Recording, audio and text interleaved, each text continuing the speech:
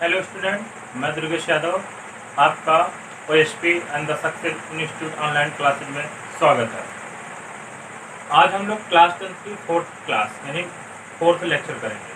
Fourth lecture में हम लोग डिस्कस करेंगे टाइप्स ऑफ रिएक्शन पे। हमने कुछ टाइप्स ऑफ रिएक्शन को पिछली क्लासों में कर लिया है। आज हमको डिस्कस करना है रिडक्शन, अपचयन के बारे में। ठीक, तो आइए हम देखते हैं अपचयन। ये अपचयन जो है हमने पिछली क्लास में पढ़ा था ऑक्सीडेशन, उसका जस्ट अपोजिट होता है। तो अपचयन अपक्रिया किसे कहते हैं, उसके एग्जाम्पल क्या क्या होते हैं, उसकी प्रारंभिक अवधारणा क्या है और उसकी आधुनिक अवधारणा क्या है, इस पर हम विस्तार से चर्चा करेंगे। ठीक है, ओके, ठीक है। तो हम देखते हैं फर्स्ट, हाइड्रोजन का संयोग होना। ये कह रहा है कि यदि किसी पदार्थ में हाइड्रोजन का संयोग हो, योग हो, तो वो क्रिया किस क्रिया का उदाहरण होगा? अपचयन क्रिया का उदाहरण होगा। ठीक है ना, अपचयन क्रिया। अच्छा, ठीक, तो एग्जाम्पल देखते हैं इसमें हम लोग हाइड्रोजन का संयोग होना।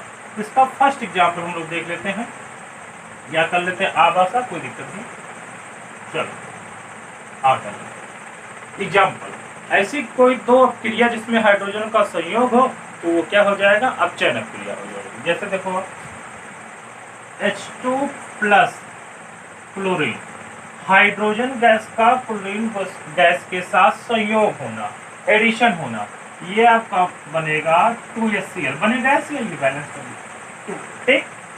तो देखो अगर कोई पूछे ये किस अपक्रिया का उदाहरण, तो बड़ा आसान है।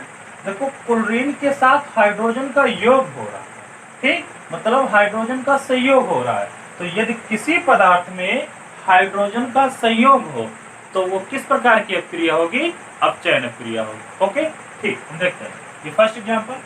सेकेंड आपका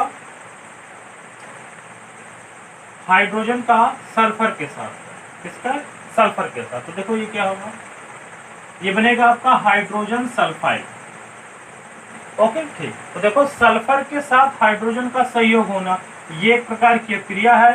कोई पूछे इस क्रिया का नाम बताओ, कौन सी प्रकार की क्रिया है, तो आप कह सकते हो ये अपचयन क्रिया है। कैसी क्रिया है? अपचयन क्रिया। अच्छा, इसमें कंडीशन पहला क्या था? हाइड्रोजन का संयोग होना, ठीक। इसी तरीके से दूसरा हम लोगों ने पढ़ा था कि जब ऑक्सीकरण होता है तो ऑक्सीजन का संयोग होता, इसमें उसका अपोजिट, डायरेक्ट अपोजिट एकदम, इसमें क्या हो जाएगा? ऑक्सीजन का पृथक होना, ठीक। तो इसमें हो जाएगा बी, ऑक्सीजन का पृथक होना।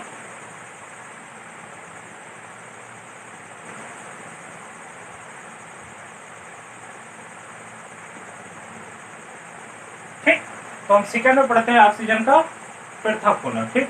तो देखते हैं इसके एग्जांपल कुछ, जैसे कापर ऑक्साइड है, ठीक, इससे इसकी रिएक्शन करा दो हाइड्रोजन से। आप एग्जांपल पे, रिएक्शन पे ना ध्यान दो ज्यादा, रिएक्शन हो कैसे, बस रिएक्शन को पहचानने की कोशिश करो, आइडेंटिफाई करो कि रिएक्शन में क्या संयोग हो रहा है, क्या अलग हो रहा है, बस इसी फोकस करो। रिएक्शन आपको आ जाएगी, उसकी टेंशन आप लोग ना करें, ठीक। बस कल थोड़ा सा जो एग्जाम्पल, इसको ध्यान से ऑब्जर्व करें। देखो यहाँ पर ये कापर का ऑक्साइड हाइड्रोजन के साथ क्या हो रहा है? रिएक्शन कर रहा है। बनेगा, देखो क्या बनेगा? Copper plus water, copper plus water. ध्यान से देखो, यहाँ से ऑक्सीजन का क्या हो रहा है? पृथक हो रहा है ना, मतलब ऑक्सीजन यहाँ से क्या हो रहा है? अलग हो रहा है ना। तो किस प्रकार की क्रिया का उदाहरण हो जाएगा? अपचयन क्रिया का उदाहरण हो जाएगा, ठीक ना। ठीक, एक एग्जाम्पल और हम लोग देखते हैं। चलो एक हम लिख लेते हैं जिंक ऑक्साइड प्लस, ठीक, तो ये बन जाएगा जिंक प्लस वाटर। और रिएक्शन तो बैलेंस, अगर कोई रिएक्शन ना बैलेंस हो, हम बाई चांस रिएक्शन को बैलेंस नहीं करेंगे, बाई चांस कर देंगे, ठीक, अथवा नहीं करेंगे। आप लोग अगर रिएक्शन बैलेंस ना हो तो उसको करें एज ए होमो, ओके, ठीक। लेकिन ये ध्यान रखिए, रिएक्शन को जब भी लिखें तो ये कोशिश करें, या 100% कोशिश ना 100% रिएक्शन को बैलेंस करें, ठीक। तो ये आपको देखो, पहला कंडीशन हाइड्रोजन का संयोग होना, ये एग्जांपल हो गए, हाइड्रोजन का संयोग हो रहा, तो कौन सी क्रिया का उदाहरण हो जाएगा? अपचयन क्रिया का उदाहरण हो जाएगा। ऑक्सीजन का पृथक होना, यहाँ से कॉपर ऑक्साइड से जिंक ऑक्साइड से ऑक्सीजन पृथक हो रहा है, ठीक, तो किसका एग्जांपल हो गया? ये भी अपचयन क्रिया, ये सेकंड कंडीशन है अपचयन क्रिया होने की, ठीक। थर्ड देखो सी सी हो जाएगा धन विद्युतीय तत्वों का योग, इलेक्ट्रोपॉजिटिव एलिमेंट का एडिशन होना। मतलब इलेक्ट्रोपॉजिटिव तत्व होते हैं, क्या हमने पिछले क्लास में आपको बताया था, ऐसे तत्व जो इलेक्ट्रॉन निकालें, मतलब जो इलेक्ट्रॉन त्यागने की क्षमता रखते हैं, मतलब वो अपने ऊपर पॉजिटिव चार्ज रखने की क्षमता रखते हैं, टेंडेंसी रखते हैं, प्रवृत्ति रखते हैं, ऐसे तत्वों को हम लोग क्या कर सकते हैं, इलेक्ट्रोपॉजिटिव तत्व कहते हैं। ठीक है ना। तो थर्ड हो जाएगा वैद्युत धनी, ठीक है ना, वैद्युत धनी तत्वों का योग, एडिशन ऑफ इलेक्ट्रोपॉजिटिव एलिमेंट्स, वैद्युत धनी तत्वों का योग। एग्जाम्पल्स क्या हो जाएंगे, एग्जाम्पल तो आप देख ही सकते हो, कॉपर हुआ, जिंक हुआ, सोडियम हुआ, मैग्नीशियम हुआ, एल्युमिनियम हुआ। ठीक, ये सब किसके एग्जाम्पल है, ये मैग्नीशियम हो गया, ये हो गया, कोई और मेटल ले लो आप चाहे। ठीक ना, तो ये बहुत कुछ है, कैल्शियम लिख सकते हैं यार, वो भी आता है का भी।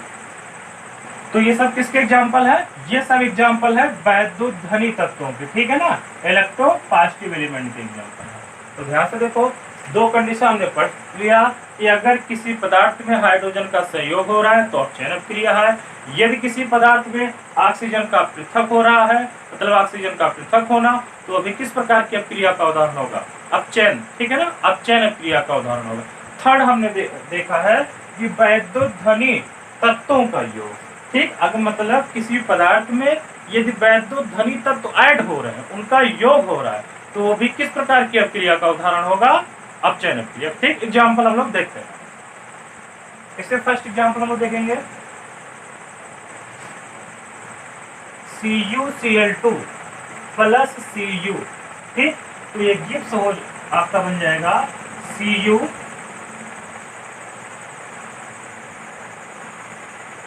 ये। ठीक, ध्यान से देखो आप लोग, ये CuCl2 प्लस कॉपर, ये बन जाएगा Cu2Cl2। अच्छा, इसका नाम बड़ा इंपॉर्टेंट है, इसका नाम, अच्छा रिएक्शन को हम बैलेंस भी कर दें, दो कॉपर दो बैलेंस करने की जरूरत नहीं, नाम देखो बड़ा इसका इंपॉर्टेंट है। अब देखो कॉपर, क्या कॉपर इसमें है, वैद्युत धनी तत्व है ये तत्व किसी पदार्थ के साथ ऐड हो रहा है, मतलब कोई पदार्थ हो जो वैद्युत धनी तत्व हो। ठीक है ना, कोई तत्व हो वैद्युत धनी तत्व, और वो किसी पदार्थ के साथ उसका योग हो। ठीक है ना, उसका क्या हो, योग हो। देखो कॉपर इसके साथ जुड़ गया, तो अगर ऐसी अपक्रिया कोई दिखे जिसमें वैद्युत धनी तत्व किसी पदार्थ के साथ जुड़ रहा है, योग कर रहा है, तो किस प्रकार की अपक्रिया का उदाहरण होगा, अपचयन अपक्रिया का उदाहरण होगा। ओके, ठीक, देखो अच्छा नाम देखो, अगर इसमें हम लोग ऑक्सीकरण, अच्छा नाम देखो कैसे करते हैं। देखो जो तत्व होते हैं, वैसे जो डी ब्लॉक के तत्व हैं वो परिवर्तित संयोजकता व्यक्त करते हैं, मतलब ऐसे तत्व जिनकी कई संयोजकताएं पाई जाती है। ठीक, लेकिन कुछ आपको एग्जाम्पल बताएंगे। ऐसे मान लो कोई ऐसा तत्व हो जिसके ऑक्सीकरण संख्या मतलब मैक्सिमम दो टाइप के होते हैं, जैसे कॉपर का +2 होता है, +1 मैक्सिमम।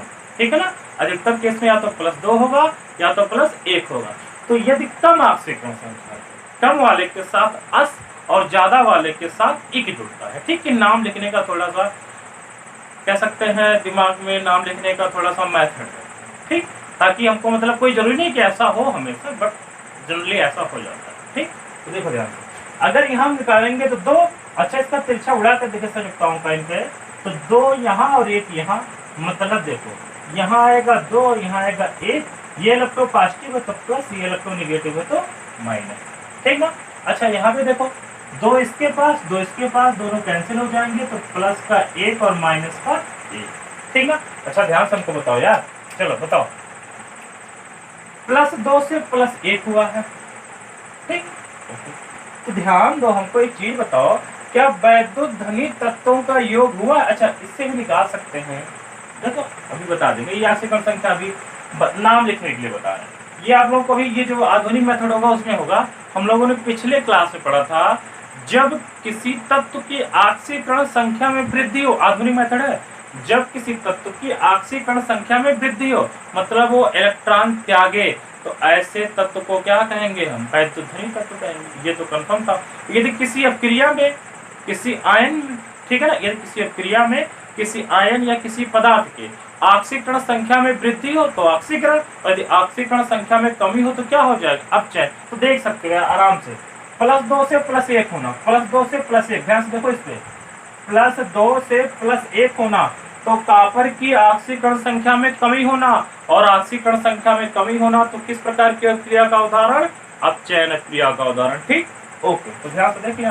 अच्छा, ये नाम लिखने के लिए हमने बताया, तो देखो इसका नाम होगा, इसका अधिकतम है ना, तो इसका नाम होगा क्यूप्रिक क्लोराइड। इसका ना क्या नाम होगा, क्यूप्रिक क्लोराइड, और इसका नाम होगा क्यूप्रस क्लोराइड। तो नाम लिख देना, इसका नाम होगा क्यूप्रिक क्लोराइड। यदि ऑक्सीकरण संख्या ज्यादा तो क्या रहेगा, क्यूप्रिक, और यदि ऑक्सीकरण संख्या कम तो क्यूप्रस। ठीक है ना, तो इसका नाम होगा क्यूप्रस क्लोराइड।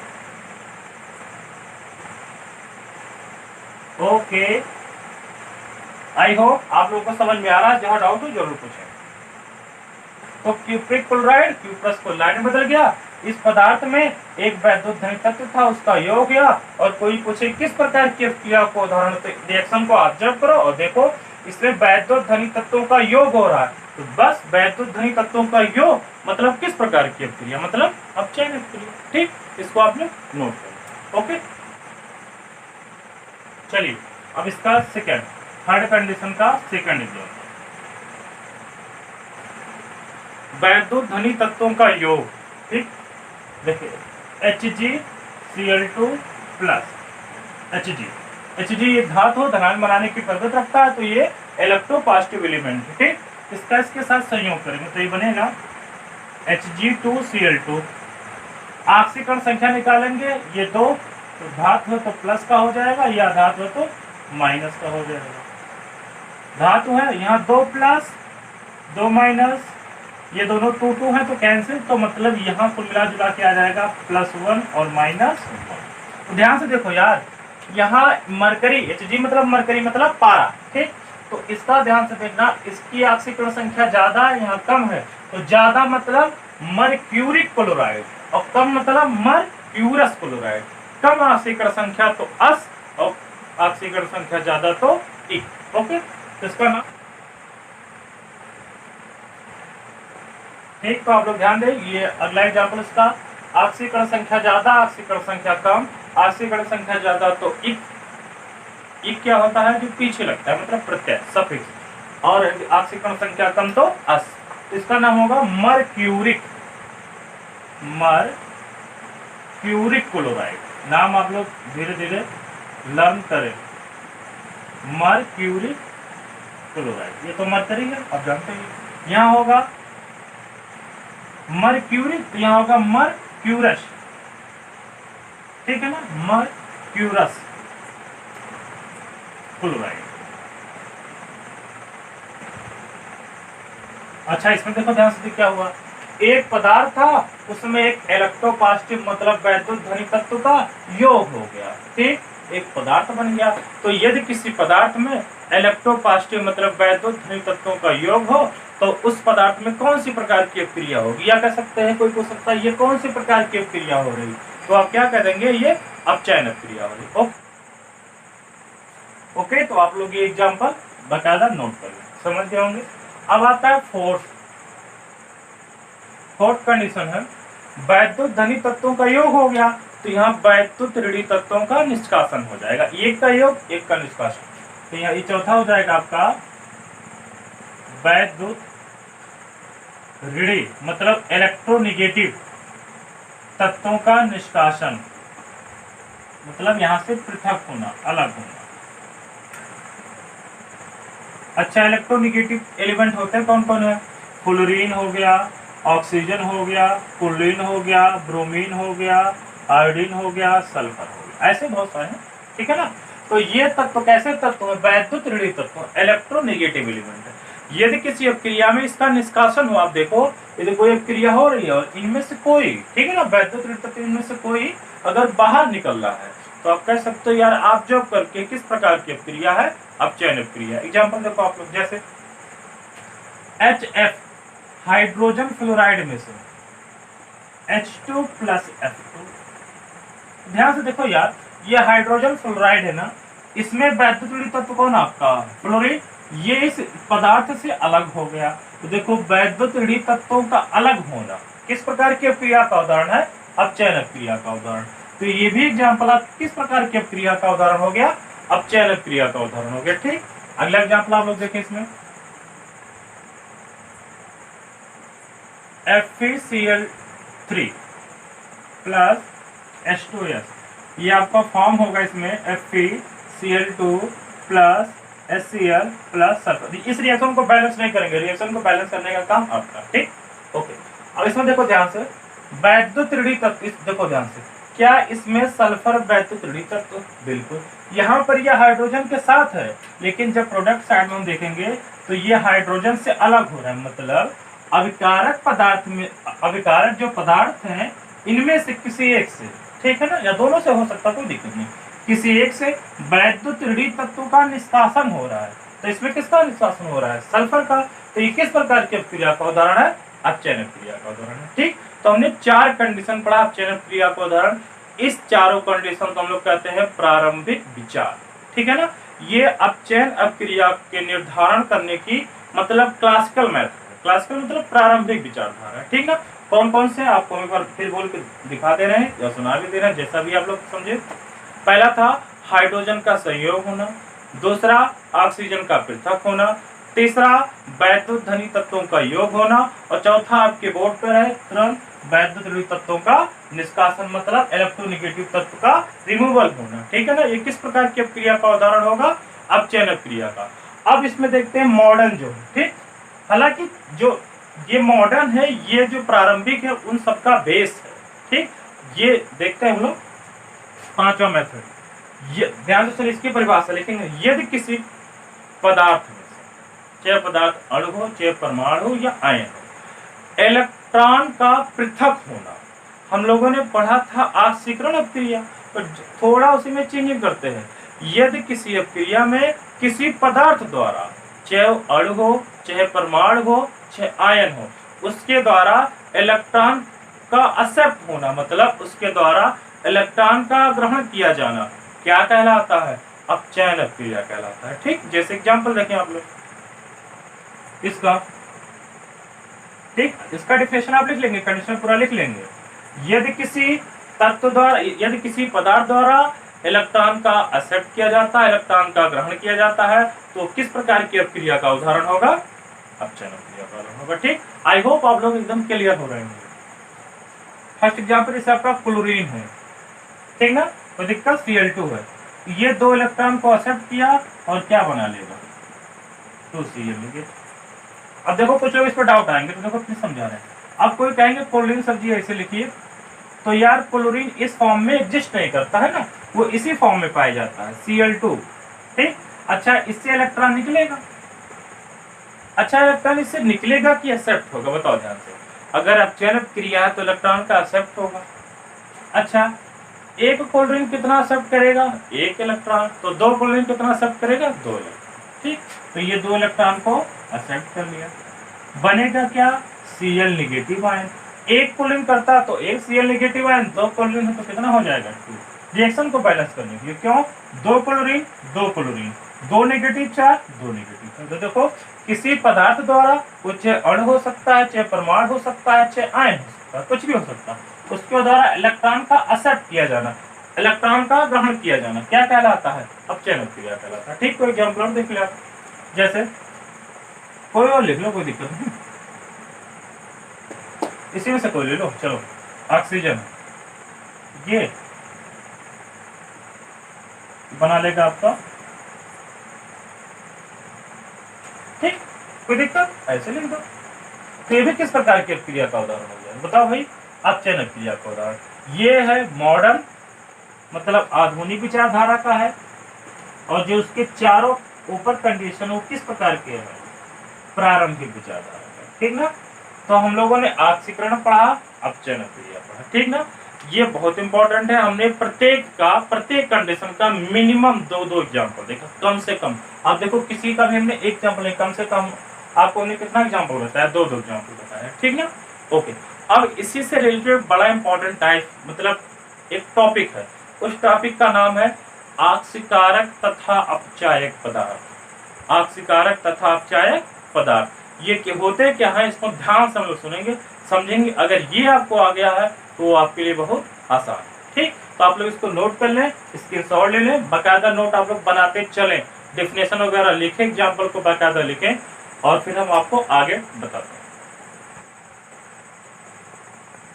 हम लोग ऑक्सीकारक पदार्थ का एग्जाम्पल देखें, तो ध्यान से देखें। जिस पदार्थ का अपचयन हो रहा है, ध्यान सुने, कई डेफिनेशन बताएंगे हम। ऑक्सीकारक पदार्थ का पहला डेफिनेशन क्या है, जिस पदार्थ का अपचयन हो रहा है वो पदार्थ ऑक्सीकारक कहते हैं। बड़ा आसान है, जिस पदार्थ का अपचयन हो रहा है वो पदार्थ कैसा काम करेगा, ऑक्सीकारक पदार्थ की तरह कार्य करेगा। अब इसका दूसरे तरीके, मतलब दूसरा डेफिनेशन देखें। किसी रासायनिक अपक्रिया में ऐसा पदार्थ जो दूसरे पदार्थ का ऑक्सीकरण करता है, ध्यान से सुने, किसी रासायनिक अपक्रिया में ऐसा पदार्थ जो दूसरे पदार्थ का ऑक्सीकरण करता है और स्वयं अपचयित होता है। ध्यान से सुने, बहुत ही इंपॉर्टेंट डेफिनेशन है।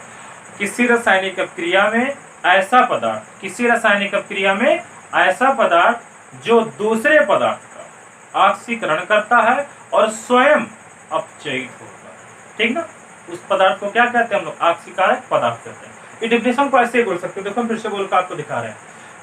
किसी रासायनिक अपक्रिया में ऐसा पदार्थ जो दूसरे पदार्थ का ऑक्सीकरण करे अथवा, ठीक ना, स्वयं अपचयित हो, ऐसे पदार्थ को हम लोग क्या कहेंगे, ऑक्सीकारक पदार्थ कहेंगे। तो दो डेफिनेशन में बताया, जिस पदार्थ का अपचयन हो, जिस पदार्थ का अपचयन हो रहा है वो पदार्थ ऑक्सीकारक की तरह कार्य करेगा। दिमाग में इसको हम कैसे रखेंगे, ध्यान से देखेंगे। अच्छा, अपचयन और ऐसे थोड़ा सा आप दिमाग में फिट करने की कोशिश करो कि अपचयन और ऑक्सीकारक, देखो ध्यान से, अपचयन एक दूसरे के अपोजिट है।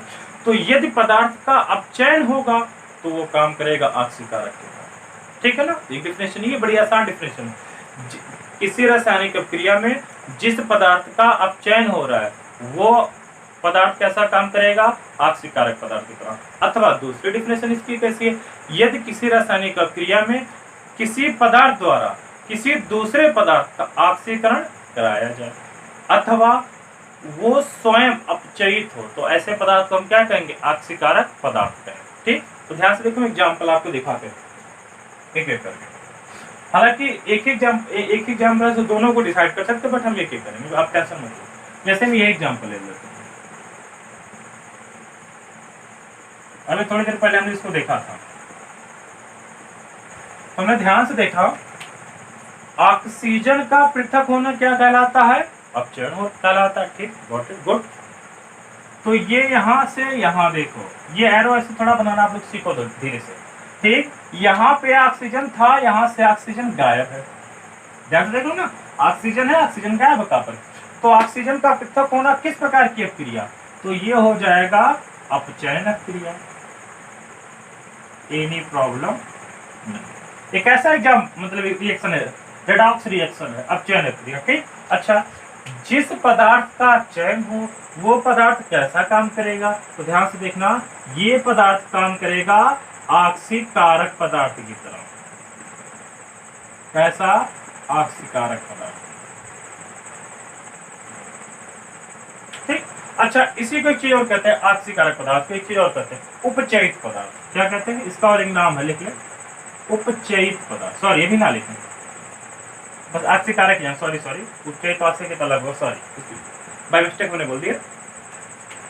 जिस पदार्थ का चयन, उस पदार्थ को क्या कहते हैं, ऑक्सीकारक पदार्थ। ऑक्सीकारक पदार्थ का मतलब ये पदार्थ दूसरे पदार्थ का क्या कराएगा, ऑक्सीकरण कराएगा। ध्यान से देखना, ये अगर किसी मतलब पदार्थ का अपचयन हो रहा है तो वो पदार्थ कार्य करेगा ऑक्सीकारक पदार्थ। ऑक्सीकारक पदार्थ का मतलब होता है ऐसा पदार्थ जो अपक्रिया में दूसरे पदार्थ का क्या कराए, ऑक्सीकरण कराए। ठीक, ध्यान से देखो, इस कॉपर ऑक्साइड का अपचयन क्रिया हो रहा है, मतलब अपचयन हो रहा है, तो ये काम करेगा ऑक्सीकारक पदार्थ की तरह।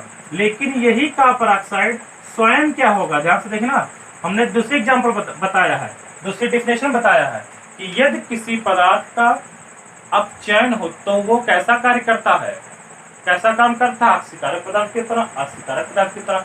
और वो पदार्थ स्वयं क्या होता है, अपचयित। मतलब अपचयन होगा तो अपचयित होगा, इसी तरीके से भी आएगा ऑक्सीकरण होगा तो ऑक्सीकृत होगा। ठीक, तो देखो ये जो ऑक्सीकारक पदार्थ है, ठीक, अच्छा, लेकिन ये स्वयं क्या होगा, ध्यान से देखना, ये स्वयं काम करेगा कैसा, अपचयन है तो अपचयित होगा। तो ध्यान से देंगे, कंफ्यूजन आता है यार इसमें लोगों को। इसका अपचयन हो रहा है, ठीक है ना, क्योंकि ये अपचयन क्रिया है, तो यदि अपचयन होगा तो ये ध्यान से देखेंगे ये अपचयित होगा। अपचयित किसको, क्या दूसरे को करता है, नहीं यार, वो जिसका अपचयन वो अपचयित खुद होता है। अच्छा, इस पदार्थ को कहेंगे क्या, मतलब ऐसे दिमाग में फिट कर सकते हो कि अपचयित पदार्थ को हम लोग क्या कहते हैं, ऑक्सीकारक पदार्थ भी कहते हैं, ऑक्सीडाइजिंग एजेंट कहते हैं। ठीक, क्लियर, ओके, ध्यान से, कोई दिक्कत, आई होप आप लोग करें। अगर अच्छा इसी को मॉडर्न डेफिनेशन के अनुसार करें, जो हमने पढ़ा था इलेक्ट्रॉन निकलना इलेक्ट्रॉन ग्रहण करना, तो ध्यान से देखेंगे। चलो इसी को दूसरे तरीके से भी लोग कर सकते हैं। कैसे, हम जानते हैं इसकी संयुक्ता 2, तो इसकी 2 1 है तो 1 है, ठीक है ना, कोई दिक्कत, तो यहाँ 2 लिख सकते हैं ना, मतलब हम लिख सकते हैं Cu डबल, कोई दिक्कत भैया, लिख दें, चलो पॉजिटिव प्लस यहाँ हाइड्रोजन रहने थे, हाइड्रोजन हो गया, या हाइड्रोजन ना लिखे कोई दिक्कत नहीं, निकल गया, चलो उसकी कोई बात ही नहीं करते हैं, यहाँ करते हैं बात इसकी कॉपर की, ठीक है ना। Cu डबल पॉजिटिव था, ये बदल गया किसमें, Cu में। अच्छा, अगर इसको इलेक्ट्रॉन लिखेंगे तो भैया ये निकला कैसे होगा, तो ध्यान से देखना, ये 2 पॉजिटिव था 0 में बदला, मतलब 2 इलेक्ट्रॉन क्या क्या किया, असर्ट किया ना, तो ये 2 अगर 4 लिखना चाहे तो क्या इस साइड लिखेंगे कि इस साइड लिखेंगे, ध्यान से बताना, इस साइड लिखेंगे ना, क्यों, क्योंकि इलेक्ट्रॉन का देखो ध्यान से डिफिनेशन आ रहा, किसी पदार्थ चाहे वो अणु हो, चाहे परमाणु हो, चाहे आयन हो, यदि उसके द्वारा इलेक्ट्रॉन का एक्सेप्ट किया जाता है, इलेक्ट्रॉन को ग्रहण किया जाता है, तो कौन सी अपक्रिया होती है, अपचयन अपक्रिया। तो ध्यान से देखो क्या हो रहा है, बिल्कुल, और ये देखो इसके द्वारा इलेक्ट्रॉन का एक्सेप्ट किया जा रहा है, तो ये क्या हो गया, अपचयन क्रिया हो गया, ठीक ना। अच्छा, ऑक्सीकरण संख्या भी क्या कहती है, ऑक्सीकरण संख्या कहती है यदि किसी पदार्थ के ऑक्सीकरण संख्या में कमी हो तो अपचयन क्रिया होगी। तो ध्यान से देखो, कोई पदार्थ अपनी तत्व अवस्था में, मूल अवस्था में, सबसे अस्थायी अवस्था में यदि पाया जाए तो उसकी ऑक्सीकरण संख्या 0 मानते हैं। ध्यान से देखो, +2 से 0 होना, क्या ऑक्सीकरण संख्या में कमी होना, बिल्कुल, यदि ऑक्सीकरण संख्या में कमी हो रहा है तो उसका क्या हो रहा है, अपचयन, ठीक है ना।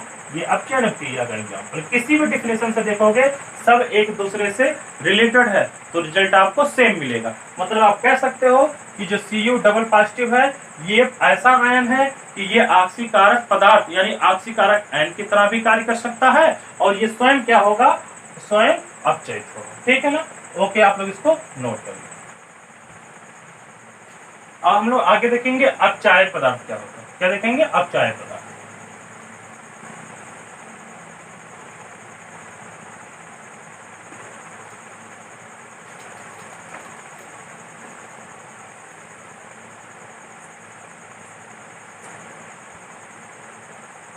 अपचायक पदार्थ मतलब रिड्यूसिंग एजेंट, पूरा लिख देना। अपचायक पदार्थ मतलब रिड्यूसिंग एजेंट।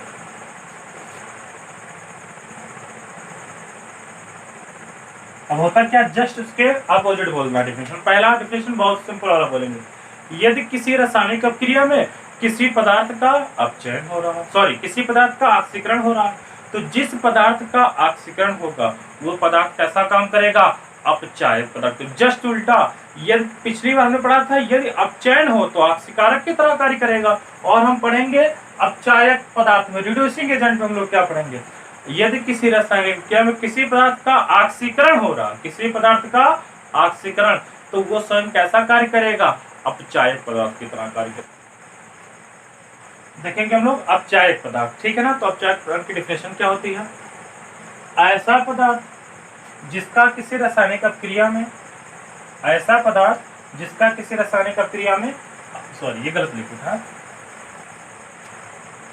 मान लो ये ऐसे Fe ट्रिपल डबल पॉजिटिव और इलेक्ट्रॉन निकाल के Fe पॉजिटिव, ध्यान से देखेंगे ये आयन हो गया। ऐसा पदार्थ जिसका किसी रासायनिक क्रिया में ऑक्सीकरण हो, ऐसा पदार्थ जिसका किसी रासायनिक क्रिया में ऑक्सीकरण हो वो काम करेगा अपचायक। यदि उसका ऑक्सीकरण होगा तो वो अपचायक पदार्थ की तरह कार्य करेगा, ठीक है ना। अच्छा, इसी को दूसरे हम बोल सकते हैं दूसरी लैंग्वेज में, तो मतलब कह सकते हैं दूसरे शब्दों में इसकी परिभाषा, यदि किसी रासायनिक क्रिया में, या ऐसे बोलो सॉरी, किसी रासायनिक क्रिया में वह पदार्थ, किसी रासायनिक क्रिया में वह पदार्थ जो दूसरे पदार्थ का क्या करा दे, अपचयन करा दे। ध्यान से सुनेंगे, हमको बोलना क्या है, डिफिनेशन अपचायक पदार्थ का, तो ऐसा पदार्थ जो किसी रासायनिक क्रिया में दूसरे पदार्थ का क्या करा दे, अपचयन। यह दूसरे पदार्थ का वो अपचयन कराएगा, उसका ऑक्सीकरण होगा, और उसका ऑक्सीकरण होगा, और जब ऑक्सीकरण होता ही है तो उस पदार्थ को हम लोग क्या कहते हैं, अपचायक पदार्थ। मतलब किसी रासायनिक क्रिया में ऐसा पदार्थ जो दूसरे पदार्थों का क्या करा दे, अपचयन करा दे, उसको हम लोग क्या कहते हैं, बोलो, उसको हम लोग क्या कहते हैं, अपचायक पदार्थ। एग्जाम्पल देखेंगे, पहले ये देख ले, इसमें देखो ऑक्सीकरण संख्या +2 से +3 हुआ है ना, तो ऑक्सीकरण संख्या बढ़ा है। अच्छा, बहुत आसान है ऑक्सीकरण। एग्जाम्पल लेके देखो ध्यान से यार, किसी आयन द्वारा, परमाणु द्वारा अथवा अणु द्वारा इलेक्ट्रॉन का अर्थक मतलब सॉरी अलग होना, पृथक होना। ऑक्सीकरण तो क्या, इलेक्ट्रॉन इससे अलग हुआ है, अलग देखो पहले इसके साथ था, प्लस निकल गया एक इलेक्ट्रॉन। तो यहाँ देखो कौन सी प्रकार की क्रिया है, तो ये ध्यान से देखेंगे हम लोग, तो ये है ऑक्सीकरण क्रिया। कौन सी क्रिया है, ऑक्सीकरण क्रिया। और जब ऑक्सीकरण क्रिया होगी तो वो पदार्थ कैसा काम करेगा, बताइए, वो पदार्थ काम करेगा रिड्यूसिंग एजेंट की तरह, मतलब अपचायक पदार्थ की तरह। अच्छा, इसका ऑक्सीकरण हो रहा है तो खुद क्या होगा, तो ये स्वयं जो होगा वो कैसा होगा, बताओ ध्यान से, ये स्वयं ऑक्सीकृत होगा। क्या होगा, स्वयं ऑक्सीकृत। और ऑक्सीकृत को एक चीज और कहते हैं, उपचयित भी कहते हैं। क्या कहते हैं, उपचयित पदार्थ। तो जिस पदार्थ का ऑक्सीकरण होगा वो स्वयं ऑक्सीकृत होगा या उपचयित होगा, लेकिन ऐसे पदार्थ को हम लोग कहेंगे क्या, अपचायक पदार्थ कहेंगे। बहुत ही अच्छी डेफिनेशन और एग्जाम्पल आप लोग ध्यान से इसको लर्न करें, ध्यान से देखें और ऑब्जर्व करें, सीखें। अगर ऑक्सीकरण क्रिया हो रहा है, मतलब यहाँ ऑक्सीकरण हो रहा है, यदि ऑक्सीकरण हो रहा है तो अपचायक की तरह काम करेगा, और ऑक्सीकरण होगा तो ऑक्सीकृत जरूर होगा। एक एग्जाम्पल और देखते हैं, आप लोग को एग्जाम्पल बताओ जो ऑक्सीकरण क्रिया का उदाहरण हो। हम लोगों ने पढ़ा था ढेर सारा, एक छोटा सा पढ़ लेते हैं। ऑक्सीजन का संयुग भी किसका एग्जाम्पल होता है, ऑक्सीकरण का। चलो, C+O2 जिससे क्या हो जाएगा, CO2। ध्यान से देखना, इस पदार्थ में कार्बन के साथ ऑक्सीजन जुड़ रहा है ना, बिल्कुल जुड़ रहा है भाई। तो यदि कार्बन के साथ ऑक्सीजन जुड़ रहा है तो इसका क्या हो रहा है, ऑक्सीकरण। बहुत बढ़िया, गुड। यहाँ से यहाँ क्या हो रहा है भैया, ऑक्सीकरण हो रहा है। ऑक्सीकरण क्रिया का यहाँ से एग्जाम्पल, ये पूरा एग्जाम्पल ऑक्सीकरण क्रिया, और यहाँ से यहाँ हो क्या रहा है, ऑक्सीकरण हो रहा है, ठीक है ना। अच्छा, देखो ये ऑक्सीकरण क्रिया का एग्जाम्पल बिल्कुल है, क्या भी ऑक्सीकरण क्रिया का एग्जाम्पल है, बिल्कुल है। तो यहाँ से यहाँ जाने पर ऑक्सीकरण क्रिया हो रही है, ऑक्सीकरण प्रक्रम है, ठीक है ना, एक प्रोसेस है। देखो, ऑक्सीकरण एक प्रोसेस है, और वो प्रोसेस जिस अपक्रिया में होता है उस अपक्रिया को क्या कहते हैं, ऑक्सीकरण अपक्रिया। मतलब कह सकते हैं ऑक्सीकरण होना, अपचयन होना एक प्रकार की क्रिया है, और ये क्रिया अगर जिस अपक्रिया, मतलब मान लो कोई रासायनिक अपक्रिया है, उस अपक्रिया में ऑक्सीकरण क्रिया पाई गई तो कह देंगे ये ऑक्सीकरण अपक्रिया है। यदि कोई मतलब रासायनिक अपक्रिया है उसमें अपचयन प्रक्रम यानी अपचयन क्रिया पाई गई, उसको हम क्या कहते हैं, अपचयन क्रिया, ठीक। तो यहाँ पर ऑक्सीकरण हो रहा है, तो देखें यदि ऑक्सीकरण, क्यों, कार्बन का जुड़ना ऑक्सीकरण है, और यदि ऑक्सीकरण यहाँ पर हो रहा है तो ध्यान से देखना, जिस पदार्थ का ऑक्सीकरण होगा वो पदार्थ कैसा काम करेगा, अपचायक की तरह, मतलब रिड्यूसिंग एजेंट की तरह काम करेगा, ठीक है ना। कैसा काम करेगा, रिड्यूसिंग एजेंट की तरह। लेकिन ये स्वयं क्या होगा, ये स्वयं क्या होगा भैया, ऑक्सीकरण हो रहा है तो स्वयं क्या होगा, उपचयित होगा या ऑक्सीकृत होगा। ध्यान देने वाली बात है भैया, ध्यान से देखेंगे। इसका ऑक्सीकरण तो स्वयं ऑक्सीकृत या उपचयित भी इसको कहते हैं, और इसका ऑक्सीकरण हो रहा है इसलिए कैसा काम करेगा, अपचायक पदार्थ की तरह कार्य करेगा, ठीक। तो हम लोगों ने पढ़ा ऑक्सीकरण, अपचयन। आज की वीडियो हमने पढ़ा अपचयन क्रिया की कंडीशन क्या क्या होती है, सबके हमने दो दो एग्जाम्पल देखे। उसी हमने ऑक्सीकरण और अपचयन क्रिया के आधार पर हमने देखा ऑक्सीकारक पदार्थ क्या होते हैं और अपचायक पदार्थ क्या होते हैं, उसका एग्जाम्पल देखा। ये आप लोग इसको नोट कर लें। अब हम लोग आगे बढ़ते हैं रेडॉक्स क्रिया, ठीक, अथवा ऑक्सीकरण अपचयन क्रिया, अथवा किसका नाम है अपचयोपचय क्रिया, ठीक। उसमें हम लोग नेक्स्ट वीडियो में बात करते हैं, ठीक।